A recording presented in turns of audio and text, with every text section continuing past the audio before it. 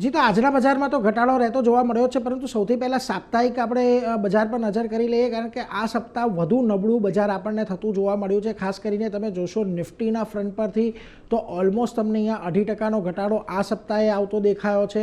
આ ઉપરાંત તમને સેન્સેક્સમાં પણ જુઓ ઓલમોસ્ટ 2.5%ની આજુબાજુનો એક ઘટાડો આવતો દેખાયો. નિફ્ટી બેંકની અંદર પણ 3.25% ઘટાડો તમને આ સપ્તાહે આવતો દેખાયો છે. એટલે આ સપ્તાહ બજાર માટે નબળું રહ્યું છે અને આના કરતાં પણ વધારે ઘટાડો તમને બ્રોડર માર્કેટની અંદર આવ્યો છે, જ્યાં આગળ ખાસ કરીને મિડકેપ ઇન્ડેક્સમાં એક સારો મોટો ઘટાડો આવ્યો.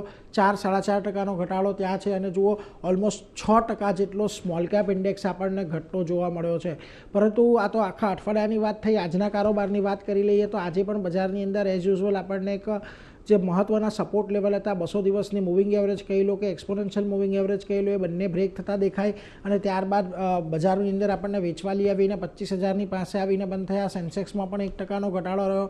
નિફ્ટી બેંકે ફાઇનલી આજે 58,800ના જે એના મહત્ત્વના સપોર્ટ ઘણા લાંબા ટાઈમથી હતા એ આજના દિવસે બ્રેક કર્યા છે. બીજી તરફ તમે મિડ કેપ અને સ્મોલ કેપ જોશો તો આજે ત્યાં પણ તમને વેચવાલી ખાસી એવી હાવી થતી જોવા મળી. ઓલમોસ્ટ બંને 2%ની આજુબાજુ જેટલા ઘટતા દેખાયા છે.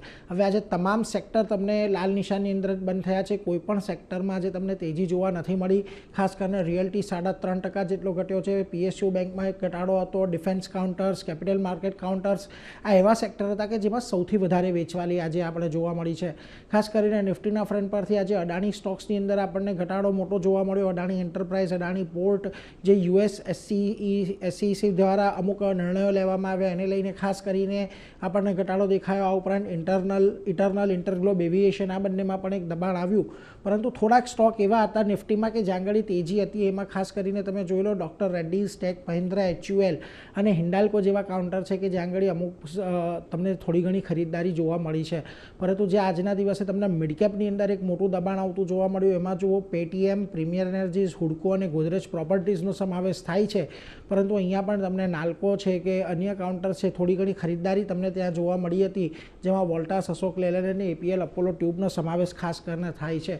હવે જુઓ આજના દિવસે આપણે 25,100ની નીચે આવીને બંધ થયા છે, જે સારો એવો સપોર્ટ પણ હતો. પરંતુ જો હવે મંગળવારે આપણે 25,100ની ઉપર નથી ટકતા તો પછી અહીંયાથી આપણને ઘટાડો વધતો જોવા મળી શકે છે. એટલે અહીંયાથી બજારમાં હવે ખાસ કરીને સાવચેતી રાખવી એવું નિષ્ણાંતોનું અત્યારે કહેવું છે.